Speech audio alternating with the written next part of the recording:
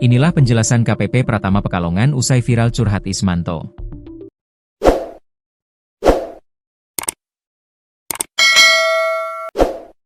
Ismanto merupakan seorang buruh jahit.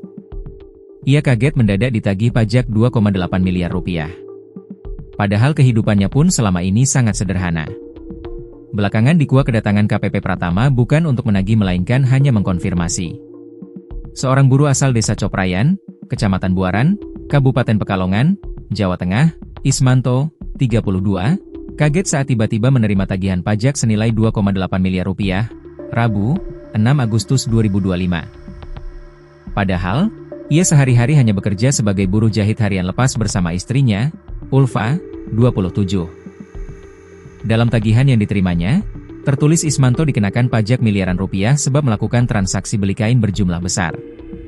Saya kaget, karena saya cuma buruh jahit lepas. Tidak pernah punya usaha besar, apalagi sampai transaksi beli kain dalam jumlah besar seperti itu, jelas Ismanto, Jumat, 8 Agustus 2025, dilansir tribunjateng.com.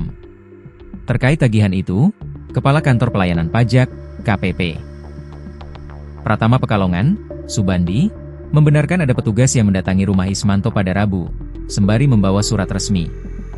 Tetapi, Subandi menyebut kedatangan petugas pajak itu bukan untuk menagih, melainkan hendak mengklarifikasi soal data transaksi yang tercatat dalam sistem administrasi pajak. Ia juga membantah soal tagihan pajak yang bernilai 2,8 miliar rupiah. Subandi menyebut nominal itu bukan tagihan pajak, melainkan nilai transaksi.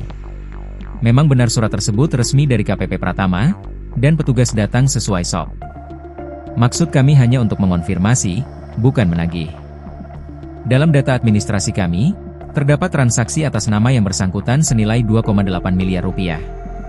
Itu nilai transaksinya, bukan pajaknya, jelas Subandi, Jumat, masih dari tribunjateng.com. Lebih lanjut, Subandi mengatakan, berdasarkan data Kantor Pusat Direktorat Jenderal Pajak tahun 2021, nomor induk kependudukan, NIK, milik Ismanto digunakan dalam transaksi dengan sebuah perusahaan. Atas hal itulah, petugas KPP Pratama Pekalongan melakukan verifikasi langsung terhadap Ismanto. Kedatangan kami ke rumah wajib pajak hanya untuk mencari kejelasan. Apakah benar wajib pajak yang melakukan transaksi tersebut? Bisa jadi NIK-nya dipinjam. Kami ingin tahu kebenarannya, tutur dia.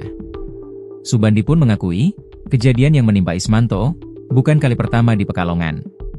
Ia menyebut banyak kasus serupa terjadi, di mana NIK masyarakat digunakan tanpa sepengetahuan mereka. Di Pekalongan, kejadian seperti ini bukan kali pertama. Banyak kasus serupa di mana nama dan NIK masyarakat digunakan tanpa sepengetahuan mereka, lanjut Subandi.